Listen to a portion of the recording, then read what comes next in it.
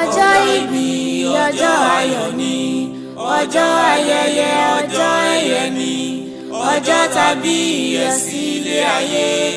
Oṣọdún òní wáṣẹ̀ mí sí ìgbéga nínú ọlá, ìfọ̀kànbalẹ̀ nínú ọrọ̀, wàá pẹ́ láyé o.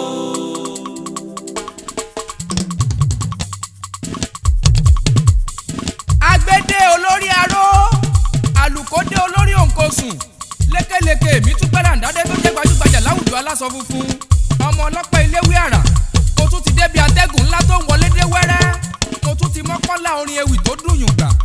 Ọjọ́ ti pẹ́ tí mo ti ń kọrin ewì àmọ́ tọ̀tẹ̀ yìí tààrọ̀ ọ̀tọ̀ ni.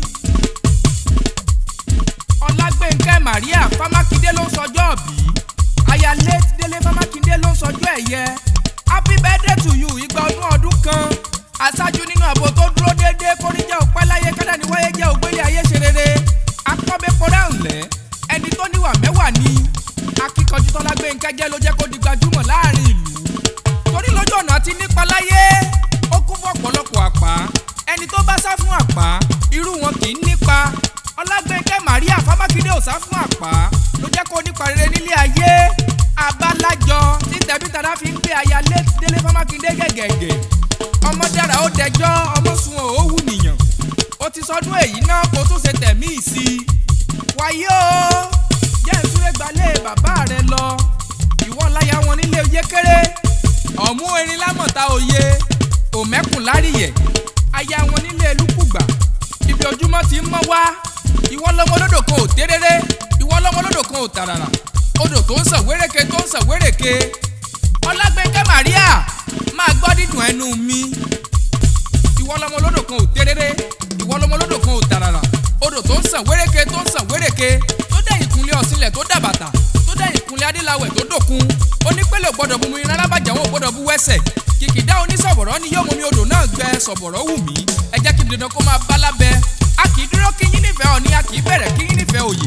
Ẹni bá dúró kí yín nífẹ̀ẹ́ Ọọ̀ni, ẹni bá bẹ̀rẹ̀ kí yín nífẹ̀ẹ́ òye. Ẹ bọ̀dà burúkú ní bọ́ọ̀rù wọn láṣọ. Kógá kò bẹ̀rẹ̀ là kí yín nífẹ̀ẹ́ òdáyé, bí wọn ò kí yín nífẹ̀ẹ́ irú wọn kì í tábẹ́rẹ́ ojú bí tí la fi wo ni. Àwọn ọmọ rere tó bí Sunny Fámákindé, Kọ́ládé Fámákindé, Juliana Fámákindé, Adébóyè Fámákindé, Ayọ̀ọ́lá Fámákindé, Fúnkẹ́ Fámákindé, Tọ́pẹ́ Fámákindé, Kẹ́mi Fámákindé. Wọ́n bá ọdún pẹ́ lọ́wọ́ bọ́ gbogbo tìrí gbọ́ tó mọ́ lé tiẹ̀ sórí ọgbọ́n. Gbogbo ẹbí, ará ọ̀rẹ́ ojúlùmọ̀, wọ́n bá ọdún pẹ́ lọ́wọ́ bọ́ mọ̀mọ́ tìrí mọ̀ tó mọ́ lé tiẹ̀ sórí ìmọ̀. Wọ́n ní kí n máa wúre ọdún tuntun fún wọn. Pé ọdọọdún làárọ̀ rógbó, ọdọọdún làárọ̀ àwùsá, ọdọọdún làárọ̀ mòbì lórí àtẹ.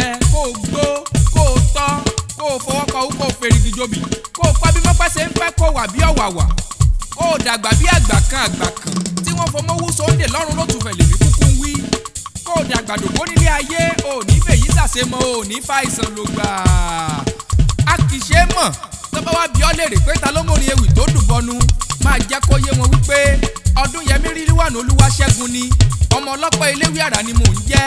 Ìwàrà nílé Ifẹ̀ nílé baba tó bí mi lọ́mọ. Ìpàdé wa tún di láyọ̀ ó dìgbà.